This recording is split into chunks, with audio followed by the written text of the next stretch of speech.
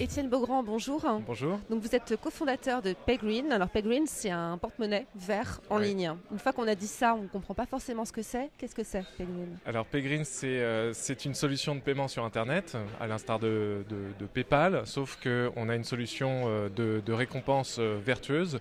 On propose aux consommateurs d'avoir une nouvelle expérience au moment du paiement sur Internet qui va lui permettre soit de bénéficier davantage dans un réseau d'enseignes green, c'est-à-dire labellisé, soit de faire des dons à une association de son choix.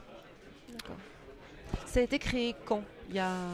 Alors PayGreen, ça a été créé en fin 2010, début 2011. Ouais. Ça a été une société qu'on a développée avec plusieurs personnes et dont le modèle économique a plus ou moins évolué pour à la fois convaincre le e-commerce d'utiliser PayGreen comme solution de paiement et le consommateur, puisqu'on est à la fois lié au e-commerce directement et au consommateur. Donc c'est un modèle qui a beaucoup évolué et qui a été lancé en bêta, on va dire officiellement, en octobre 2012. C'était compliqué justement de vous adapter à ces contraintes de marché auxquelles vous attendiez peut-être pas au début. C'est à la fois B2B, B2C. Alors c'est vrai que particularité de mes associés et moi-même, c'est qu'on a créé à la sortie de l'école, on pensait révolutionner très rapidement le monde et finalement c'est un travail de longue haleine.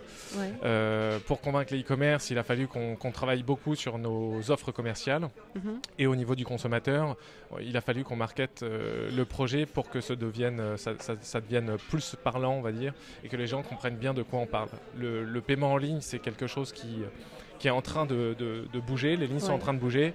Les gens ne savaient pas vraiment de quoi on parlait au départ.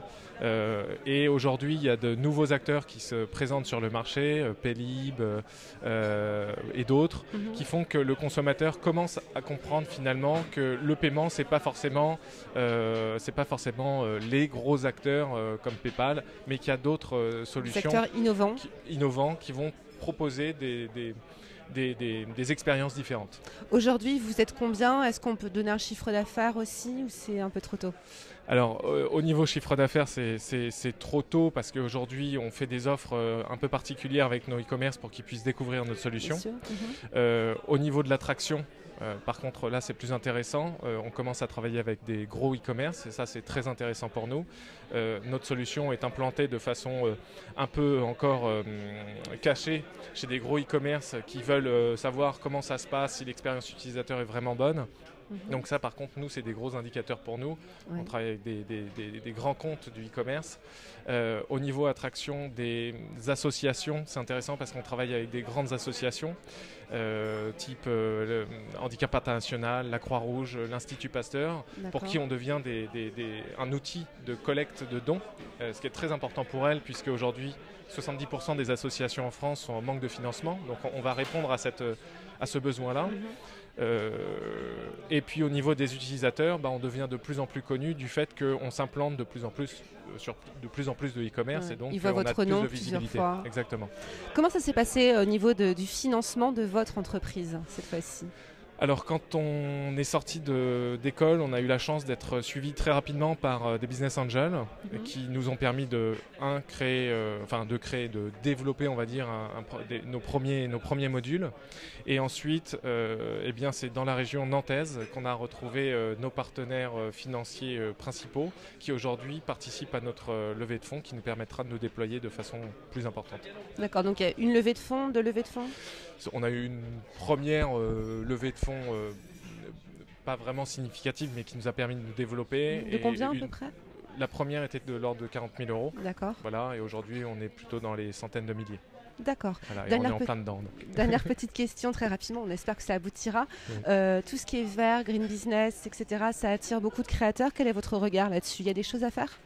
Alors, il y a tout à faire. Je pense qu'il n'y a aucune entreprise qui peut éviter le green business. Quand on parle de green business, alors peut-être que certains pensent qu'il faut être absolument green dans tous les sens du terme. Je pense qu'aujourd'hui, tous les modèles économiques sont potentiellement transformables en green business.